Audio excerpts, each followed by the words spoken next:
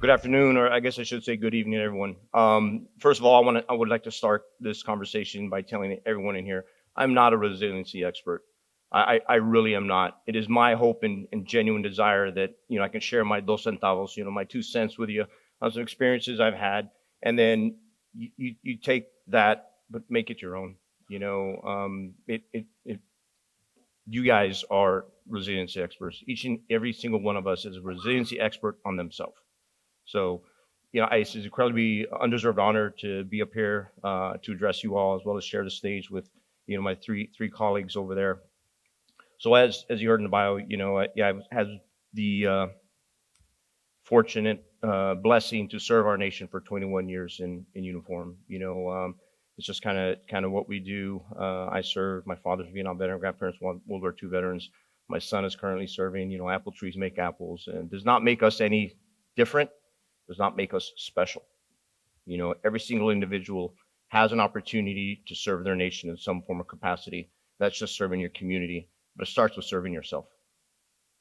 The most challenging deployments for me of the 10 that I've done were none of the ones I went on. I'll say it again. The most challenging deployments for me were not any of the ones that I went on. The most difficult deployment for me was watching my son, who's an 82nd Airborne infantryman, deployed to the same regions of Afghanistan that I had deployed to some years prior to do almost the exact same mission I had done. One of the most challenging moments in my life was this photo captured right here. We could bring up the first slide, please.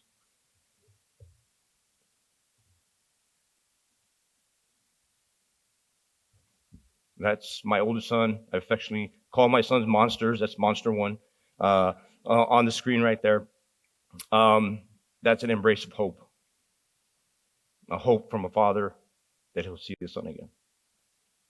My son went to the Helmand province of Afghanistan, and if anybody's watched any news or kind of had an idea of the entire this multi-generational war that we've been in, the Helmand province is probably one of the most inhospitable, most hostile places on this planet. This required a lot from me with regard to moving beyond an event like resiliency. As the doc mentioned, it's just overcoming an event. This event in this photo right here broke me in half. It wasn't any of the missions I'd been on. It wasn't the near-death experiences. I mean, as my bio stated, I was injured numerous times in combat. For whatever reason, I survived. I joke around like I'm a roach, and it's just hard to get rid of me. I get hurt, I'm back. I get hurt, I'm back. But this moment right here, it's going to be challenging. And then it continued to grow. So about a month into my son's rotation, I'm having a call with him. And then I'm sharing it, and it was the first time they took casualties. So I finally get a phone call with my son, after they had suffered 2 casualties during their deployment. It's not anything I ever wanted to share with my son. Not anything you ever really want to share with someone in common. Losing someone in combat. It was my son. So we have this conversation, and he's telling me, I'm like, how are you doing, mijo? He's like, Dad, we can talk about it more. And he's doing what we do when that happens. He's like, you know what? I have a job to do. I have a mission. He's focused on his task at hand. So I'm like, well, let's talk about something else. I said, okay. So here's a little peek into some combat humor for you. We just had this conversation about my son losing 2 of his best friends. Then he tells me about a mission he went on. So he was part of a task force. It was a quick reaction force, QRF, in the Helmand province. Now, you can do the math there. Quick reaction force, they get some war fighters or some stuff going on. They spin them up, send them out there, and hope everyone comes back home. That's what he was doing. So it was Tuesday. He was on call, I suppose. They were kitted up, ready to go at all times, and they're having lunch in the middle of the day. And if anybody's ever eaten in a military chow hall, Taco Tuesday is law. I don't care where you are on the planet. If you're in a military chow hall on a Tuesday, you're going to find tacos. You really are. So he said they were having lunch. They're eating some tacos, and then the platoon sergeant busts in. He goes, hey, guys, grab your stuff. There's a tick, troops in contact. We need to go out. We got to go. So He's like, the platoon sergeant's like, hey, grab your plates. Let's go. They grab their food. They're running to the trucks. One of the soldiers, one of the privates, puts his plate of food on the ground. Anybody's ever been to Afghanistan, there's a lot of snakes there, like cobras and vipers, and there's a bunch of stuff. Platoon sergeant yells at him, hey, don't put your food on the ground. You're going to attract vipers. The entire platoon stops what they're doing to look at this E7 yelling at this E2. They're like, oh my gosh, what's going on? And the private looks at him. He goes, Sergeant, what kind of vipers eat tacos? He goes, taco vipers. Taco vipers eat tacos. They all have a good laugh. They get in the trucks. It's a great day. Great day for the United States of America. Bad day for those that choose to aggress us, meaning everyone comes home safe. So they're all spun up and happy about it. So they take on the moniker of taco vipers. Can I see the next slide, please? So they make a stencil and they post it everywhere. If they ever happen to find yourself in the Helmand province, I pray not, you're probably going to find this in a number of locations. So they affectionately become the taco vipers, right? So one conversation, 10 minutes. It went from my son telling me about two of his best friends to this story I just shared with you that we all shared a laugh in. In that moment,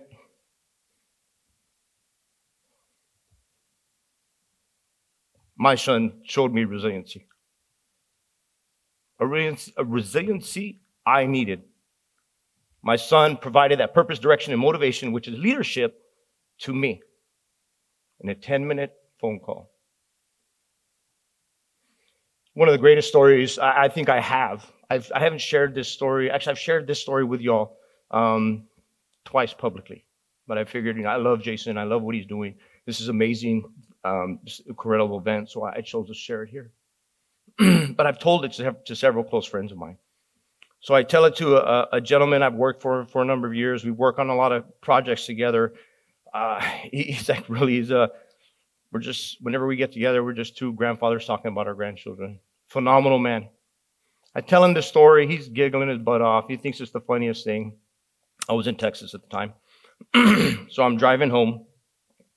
And then we text each other. So I get this video from him. He texts it to me. Hey, send this to Antonio, because he knows my son. Can we see the next slide, please, and play the video? Antonio, George W. Bush here, friend of your dad and mom's. I'm wishing you all the very best. I also wish your fellow Taco Vipers the best as you serve our great nation. God bless you all. Super cool, right? like wow, right? And this is the reason why I don't share this story very much, because people don't think that's real. So I send it to my son. Say, hey, Miko, show it to the guys. Show it to the team. He shows it to them. Obviously, they think it's fake, but they're like, no, my dad kind of knows the guys. So they figure it out. So Tony gets this video. I get this video back. Can we play the next slide and show the video?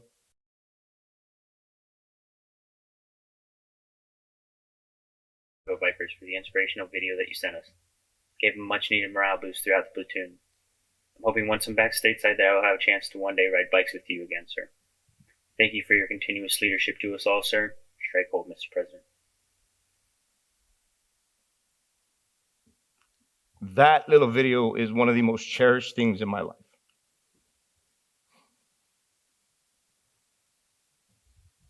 That is a 19-year-old kid in harm's way that just lost his friends, serving every single one of us in here. My son's deployed right now. Apple trees make apples. He's still in the 82nd Airborne Division. If everybody watches the news, you know where he's at. Defending every single one of us right now. That's leadership. That's resilience.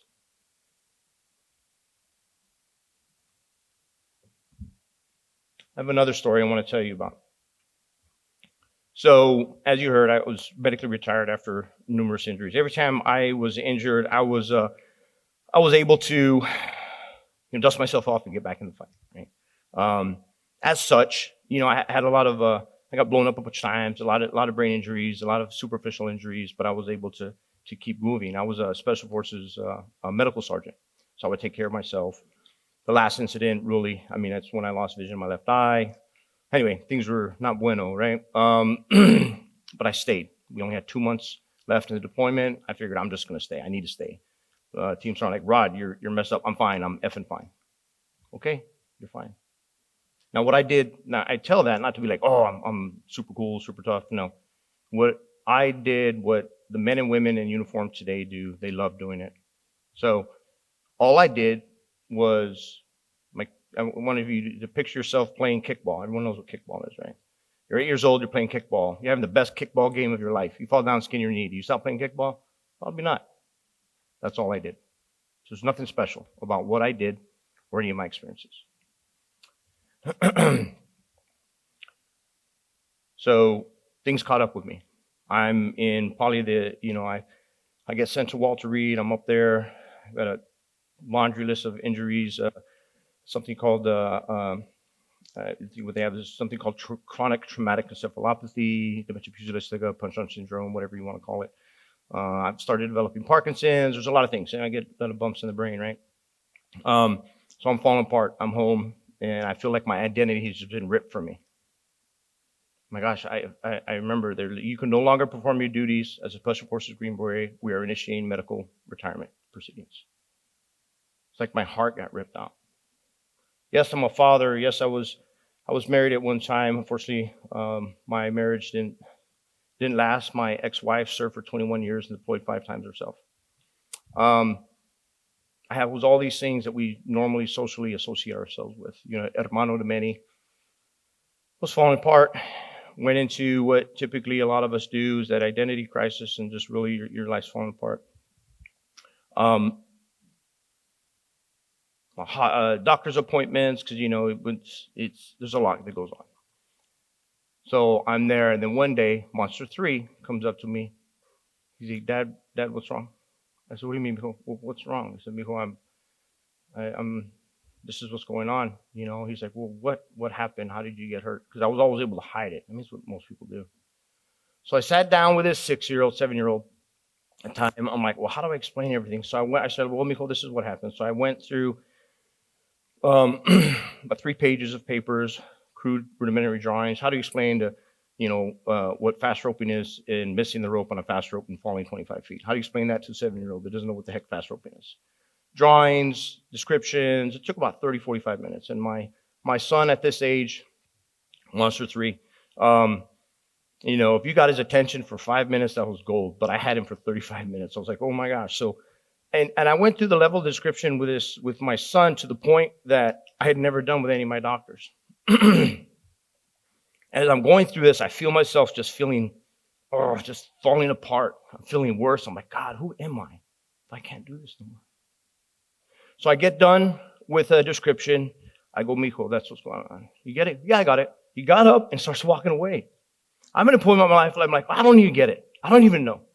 So I stopped him. I go, mijo, stop. Hold on. I got a question for you. I go, mijo, Jacob, what does this mean?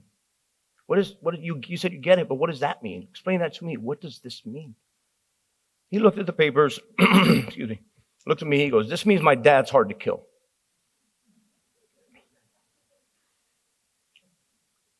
And it is funny to think about. But in that moment, that child taught me resilience again. He showed me, in spite of everything, I'm still here. He still has his dad.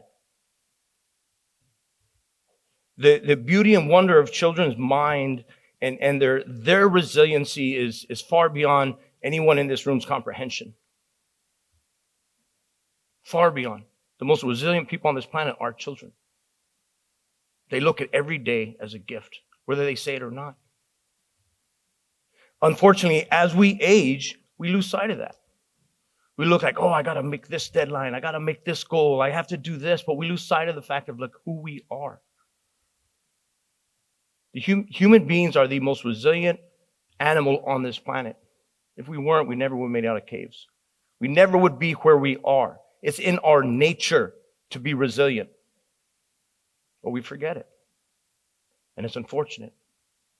So if you're looking for resiliency, I think we need to look to our children.